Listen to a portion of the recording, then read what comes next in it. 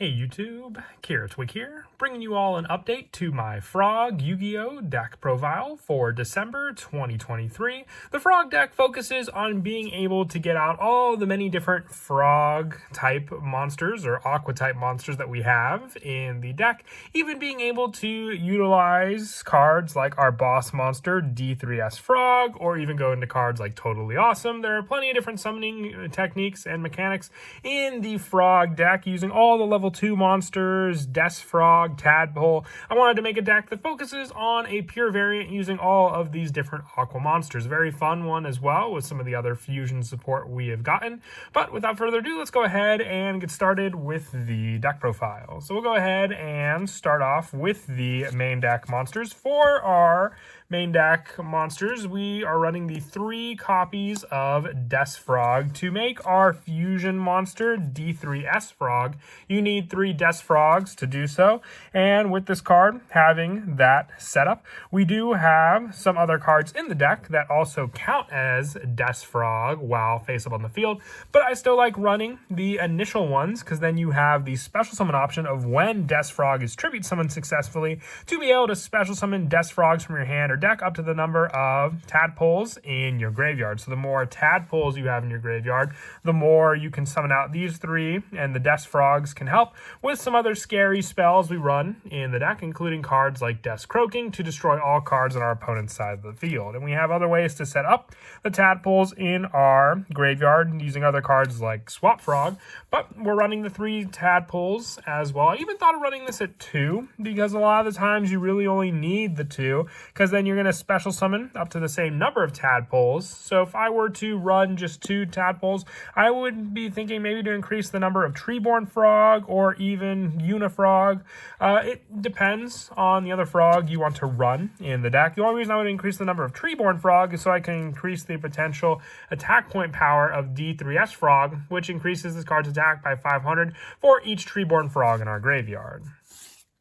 And then also for the other 3 copies of Swap Frog. I would honestly say Swap Frog's the best frog in the deck. You can special summon it from your hand by discarding 1 other water monster. When it's summoned, you can send 1 level 2 or lower water aqua monster from your deck or face up on the field to the graveyard. And once per turn, you can return 1 monster you control to the hand and normal summon 1 frog monster during your main phase this turn, except for Swap Frog, in addition to your normal summoner set. You can only name this effect once per turn, but having that initial normal summon and then being able to bounce it with Swap Frog to gain another normal summon helps to set up the entire Des Frog combo. And with this card, if you were to discard a tadpole from your hand and then use Swap Frog's effect to send that second tadpole, as long as you have that bounce effect for Swap Frog to gain that additional normal summon, you could tribute out that Des Frog onto the field, then have the 2 tadpoles needed in the graveyard to then summon out 2 more Des Frog from your deck onto the field also.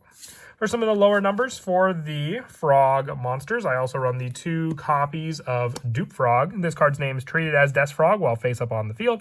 Your opponent can't select another monster as an attack target, and when this card is sent from the field to the graveyard, you can add 1 frog monster except for Dupe Frog or Frog the Gem from your deck to your graveyard to your hand. So I know that Frog the Gem is now called Slime Toad, but we do have search power for Des Frog to be added to our hand, thanks to Dupe Frog, but also being able to have this card count as Des Frog means we can summon it out as added protection with some other cards in the deck, like Totally Awesome, to then summon out into the field, giving us this card that your opponent has to attack into, and ones that we can also boost the attack power with, or just have more of a protection with for that power with cards like Wetlands. I also run the 2 copies of Treeborn Frog. I don't think you'll really utilize Treeborn Frog as much in the deck, but you can send it off with cards like Swap Frog, as I mentioned before, and it's mostly in the deck to be able to provide an attack boost power to D3S Frog, since it gains 500 attack for each Treeborn Frog in your graveyard. If you have the 2 Treeborn Frog in your graveyard, then you can have this be a 3,500 attack point fusion monster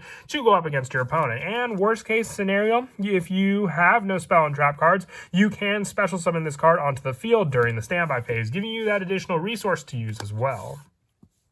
I also run the 2 copies of Flip Flop Frog.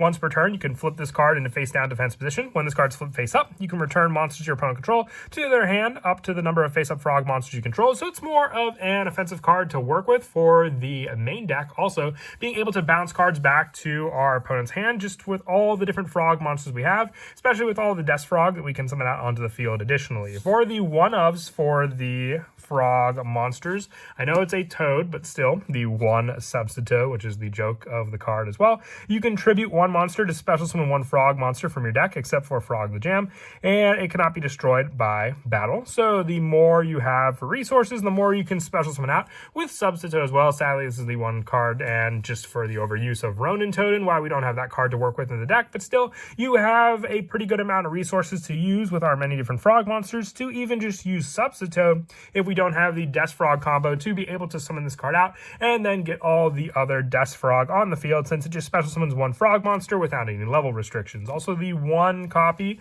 of Poison Draw Frog, when this face-up card on the field is sent to the graveyard, unless it was attacked while face down and destroyed as a result of battle, you can draw one card from your deck. So just another card to potentially be able to special summon if your opponent attacks into it. It gives you more draw power as well for that resource. And then lastly, one Unifrog being able to attack directly and then have spell and trap card destruction as well to bypass anything annoying that your opponent might try to use against you as well. And that is it for the main deck. As I said, wanted to stick to as pure of a frog variant as I could with this build. But for the spells, I run 2 copies of Death's Croaking. It really needs to come in handy to draw this card when you have your Death Frog set up. Early game, it really isn't going to do much for you. That's why we're only running the 2 copies. I even considered dropping it to 1. If I were to do so, you can bump up the copies of the next card we run to 3 to do so. But still, I'm happy with the copy of 2, since this is more just a fun build to make use of having 3 Death Frog on the field to destroy all other cards on your opponent's side of the field. Also, the 2 copies of Wetlands, all Aqua type water level 2 or lower monsters gain 1200 attack. The fact that you can just boost up the power for a good number of your frog monsters makes this a very useful card in the deck, having a 2200 attack point swap frog and a good variety of other cards, including a Unifrog that can attack directly with 1600 attack points, just thanks to this field spell. For more recycle power, the 2 copies of Moray of Greed. This comes in handy just when I have, let's say, the 2 Death Frog in my hand. You really don't want the multiples because you want to rely on being able to special summon them out from your deck onto the field. You do have the option for special summoning them from your hand, but still it'll take away that resource. At least you can use Moray of Greed to potentially draw into some more important cards. For more protection for our frog monsters, 2 copies of Aquarium Stage as well. One of the leading cards along with Wetlands that makes the Treeborn Frog engine not as powerful in the deck. But Aquarium Stage, water monsters you control cannot be destroyed by battle with non-water monsters. So that otherwise it would work more for an Aqua Actress deck. But if this card is sent from the field to the graveyard, you can target one Aqua monster in your graveyard and special summon it. So it can summon back other frog monsters from our graveyard back into the field while protecting them from non-water monsters. So you could just sit on cards like our Unifrog and attack repeatedly into your opponent unless they can get a water monster on the field to destroy it, or destroy it with a card effect. Also, 2 copies of Salvage, just being able to reuse cards like Swap Frog by adding it and one other frog monster or just, another water monster in our graveyard back to our hand to then be able to reuse the discard power of Swap Frog as well. And also 2 copies of Surface for more special summon power for those cards from the graveyard back onto the field. And for the D3S play, I'm running 3 copies of Fusion Deployment. All you have to do is reveal the D3S Frog in your extra deck, and then you can just special summon out the 1 dupe or Death Frog onto the field. And I like it. It has to be tribute summoned for the play, but having an option in the form of Fusion Deployment means if we get this 1 Death Frog special summoned out and we're able to successfully use the discard power of Swap Frog, we can save that other send of Swap Frog and the other card, just needing the 1 Tadpole in the graveyard, to then go for the same tribute summon option for our Death Frog, and then just have the 1 special summon since we already got the other fusion summon for this play. It does lock us into the fusion monsters from the extract for the rest of this turn, but still another great way to special summon out those Death Frogs onto the field. Also, 2 Pot of Prosperity, recently reprinted in the Rarity Collection. It just helps to get to the proper cards we need speed for the engine as well. And we have a good variety of cards in the extra deck that we can banish off of this card anyway. And then also the 2 copies of Polymerization. I know with the only play we really go into being D3S Frog, you can potentially take out one of these for, let's say, a King of the Swamp to have more search power and have another water monster to make use of in the deck as well. With the last of these spells being the 1 copy of 1/1, whether it's used to summon out our Treeborn Frog, or most of the time you want to go for the Substitute. It's just that good of a card to use. The Foolish Burial to set up any of the other cards we need in our graveyard, would be Ronin Totem if it wasn't on the ban list, and the 1 Terraforming to search out the Wetlands field spell as well. And that is it for the main deck. Moving on now to the extra deck. I have the 1 copy of D3S Frog. I really don't see you summoning this card out more than once in a game, since all your resources go into the form of Death Frog to summon it out.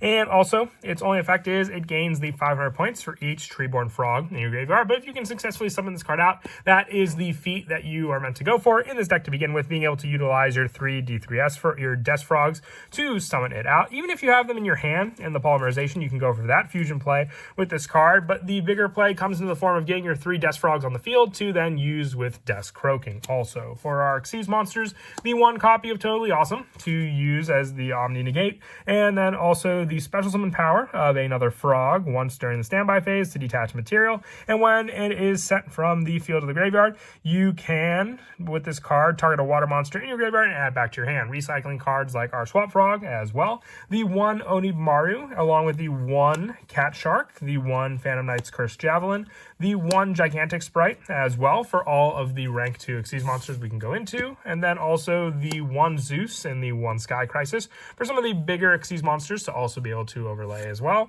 And for the Link monsters, 1 Miss Starboy, 1 Area the Water Charmer, 1 Marine Cess Coral Anemone, the 1 Link Karibo, along with the 1 IP Masquerena, and for some of the bigger Link monsters, the 1 Nightmare Unicorn, and the 1 Access Code Talker to finish off the extra deck.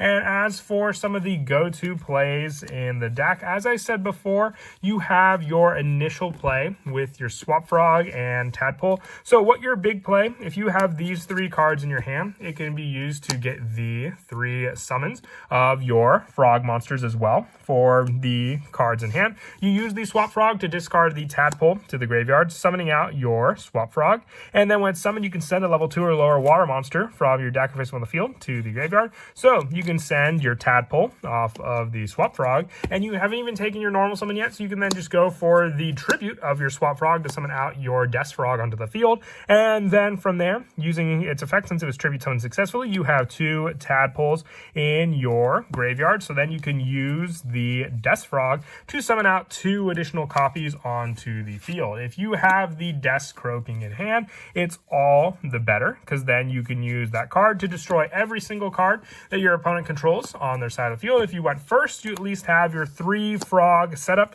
to then use potentially if you have the Polymerization. If not, you can use cards like Pot of Prosperity to search out for it, or even just stay with the initial play of setting cards like Aquarium Stage to protect these frogs from being destroyed by battle. So your opponent either has to work around getting these cards back out on the field with another card effect, or get rid of the Aquarium Stage, or you can even use them for other extra deck plays if you wish. And with this play, you had the additional normal summon potential of the Swap Frog as well, but you would have to have that other monster to be ready to tribute summon for the Death Frog also.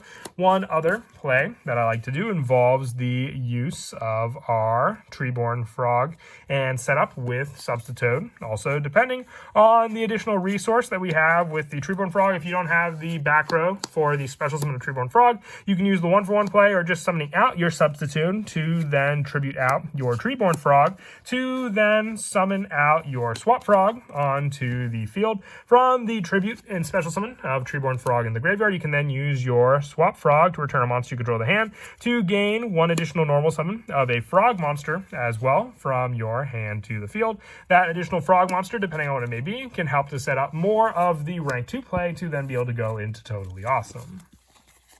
But that is it for the deck profile. I hope you all enjoy it. Like I said, it's just a fun build to focus more on all the other different plays that you can make with the frog monsters, and I hope you all enjoyed. And as always, until next time, please don't forget to leave a like and subscribe, and Kira Twig out.